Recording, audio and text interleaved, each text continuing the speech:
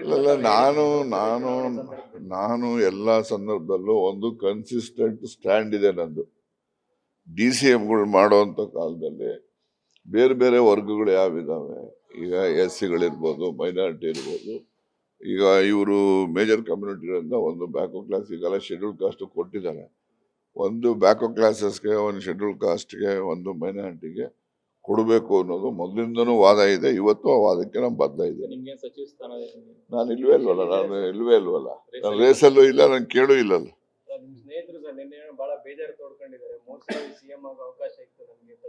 ಅದೇ ಒಬ್ಬೊಬ್ರಿಗೆ ಒಂದೊಂದ್ ತರ ಕಾಯಿಲೆಗಳು ಇರ್ತವೆ, ಎಲ್ಲರಿಗೂ ಒಂದೇ ಕಾಯಿಲೆ ಬರ್ತದ? ಒಬ್ಬೊಬ್ರಿಗೆ ಒಂದೊಂದ್ ತರ ಕಾಯಿಲೆಗಳು ಇರ್ತವೆ. ಇಲ್ಲೇ ಅದು ಅವ್ರು ಹೇಳಿರ್ತಕ್ಕಂಥ ಬೇಸರದಿಂದ ಹೇಳಿದ್ದಾರೆ, ನಮ್ದು ಕೂಡ ಸಹಮತ ಇದೆ. ನಾನು ಹೇಳೋದಲ್ಲ, 2013 ಅವ್ರು ಗೆದ್ದಿದ್ರೆ ಅವರೇ ಮುಖ್ಯಮಂತ್ರಿ ಆಗ್ತಾ ಇದ್ರು, ಗೆಲ್ಲಿಲ್ಲ. ಅದಕ್ಕೆ ಏನ್ ಮಾಡಕ್ಕಾಗ್ತದೆ?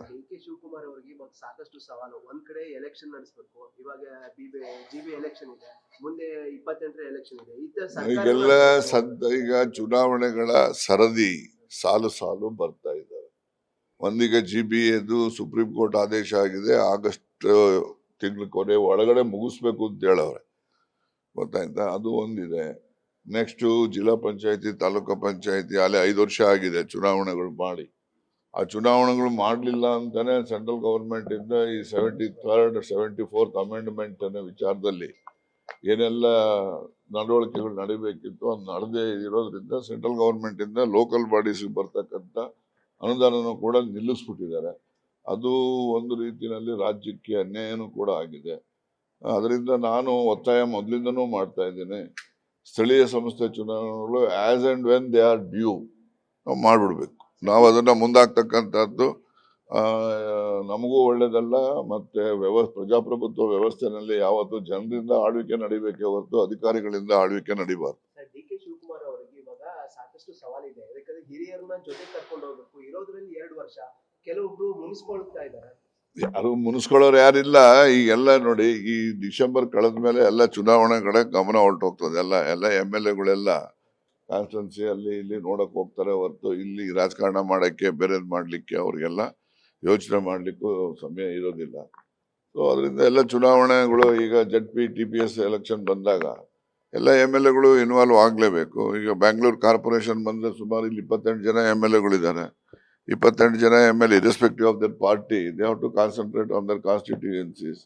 ನೆಕ್ಸ್ಟ್ ಎಲೆಕ್ಷನ್ ಇವರೆಲ್ಲ ಗೆಲ್ಬೇಕು ಅಂದ್ರೆ ಅವರೆಲ್ಲ ಗೆಲ್ಬೇಕು ಅವರು. ಹಾಗಾಗಿ ಕಾರ್ಪೊರೇಷನ್ ಎಲೆಕ್ಷನ್ಸು ಇದ್ರದ್ದು ಅಷ್ಟೇ. ನೆಕ್ಸ್ಟ್ ZP TPS ಬಂದಾಗ ಗ್ರಾಮೀಣ ಭಾಗದಲ್ಲಿ ಇರ್ತಕ್ಕಂಥ ಶಾಸಕರುಗಳು ಕೂಡ ಆ ಅಭ್ಯರ್ಥಿಗಳನ್ನ ಗೆಲ್ಲಿಸ್ಕೊಂಡ್ರೆ ಮುಂದಿನ ವರ್ಷ ಬರ್ತಕ್ಕಂಥ ಅವ್ರ ಚುನಾವಣೆಗೆ ಇವರೆಲ್ಲ ಕೆಲಸ ಮಾಡ್ಲಿಕ್ಕೂ ಅನುಕೂಲ ಆಗ್ತದೆ, ಇವ್ರು ಗೆಲ್ಲಲಿಕ್ಕೆ ಸಹಾಯ ಆಗ್ತದೆ. ಅದರಿಂದ ಅದು ಅಷ್ಟೇ. ಗ್ರಾಮ ಪಂಚಾಯತಿಗಳದ್ದು ಇವತ್ತು ಕಂಡವ್ರು ಹೇಳಿದ್ದಾರೆ, ಡಿಸೆಂಬರ್ ಒಳಗಡೆ ಎಲ್ಲ ಮಾಡ್ತಕ್ಕಂಥದ್ದಕ್ಕೆ ಇನ್ನು ಎಲ್ಲ 15 ದಿವಸನೋ 1 ತಿಂಗಳ ಒಳಗಡೆ ಎಲ್ಲ ಯಾವುದು ಡಿಲಿಮಿಟೇಷನ್ಸ್ಗಳು ಕಾನ್ಸ್ಟಿಟ್ಯೂನ್ಸೀಸ್ ಎಲ್ಲ ಮಾಡಿ ಅಂತೇಳಿ ಎಲ್ಲ ಎಲೆಕ್ಷನ್ಗಳು ಮಾಡ್ಬೇಕು. ಎಷ್ಟು ಜಾಗ್ರತೆ ಮಾಡಿದ್ರು ಅಷ್ಟು ಒಳ್ಳೇದು ಅಂತೇಳಿ ನನ್ನ ಒಂದು ಅಭಿಮತ.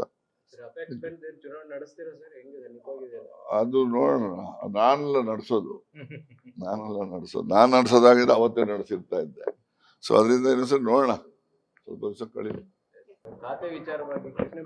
ಆಯ್ತು, ಕೃಷ್ಣ ಬೈರೇಗೌಡರು ಹೇಳಿದ್ರಲ್ಲ, BDA BMRDA ಇಲ್ಲದೆ ಇದ್ದ ಮೇಲೆ ಅದು ಅಪೂರ್ವವಾದಂಥ ಖಾತೆ, ಅದ್ರ ಬಗ್ಗೆ ನಾನು ಚಾರ್ಜ್ ವಹಿಸ್ಕೊಳ್ತಕ್ಕಂಥದ್ದಕ್ಕೆ ಯೋಚನೆ ಮಾಡ್ತೀನಿ ಅಂತ ಹೇಳಿದ್ದಾರೆ. ನಾನು ಪತ್ರಿಕೆನಲ್ಲಿ ನೋಡಿದೆ ಇವತ್ತೆಲ್ಲ. ಅದು ನೋಡೋಣ, ಒಬ್ಬೊಬ್ರಿಗೆ ಒಂದೊಂಥರ ಕಾಯಿಲೆ ಇರ್ತದೆ, ಯಾರ್ಯಾರು ಯಾವ್ಯಾವ ಕಾಯಿಲೆ ಇದೆಯೋ, ಏನೇನು ಔಷಧಿಗಳು ಬರ್ತಾವೋ ನೋಡೋಣ ಮುಂದೆ.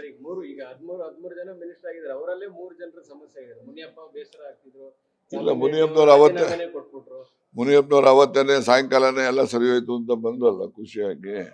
ಅದರಿಂದ ಮುನಿಯಪ್ಪನವ್ರಿಗೆ ಅವ್ರು ಇದ್ದಿದ್ದ ಖಾತೆನೇ ಕೊಟ್ಟಿದ್ದಾರೆ, ಅದರಲ್ಲಿ ಏನು ಹೊಸದೇನಿದೆ. ಅವರೇನೋ ಸೋಷಿಯಲ್ ವೆಲ್ಫೇರ್ ಕೇಳಿದ್ರು ಅಂತ ಕಾಣಿಸುತ್ತೆ, ಇನ್ನೊಂದು ಅಡಿಷನಲ್ ಆಗಿ ಕೊಟ್ಟಿರ್ಲಿಕ್ಕಿಲ್ಲ ಅಂತ ನಾನು ಊಹೆ ಅಷ್ಟೇ, ಯಾರು ಹೇಳಿದಂತದ್ದಲ್ಲ. ಇವೆಲ್ಲ ರಾಜಕಾರಣದಲ್ಲಿ ಇದ್ದದ್ದೇ. ಕೊಡ್ಬೋದು, ಕೊಡ್ಲಿ.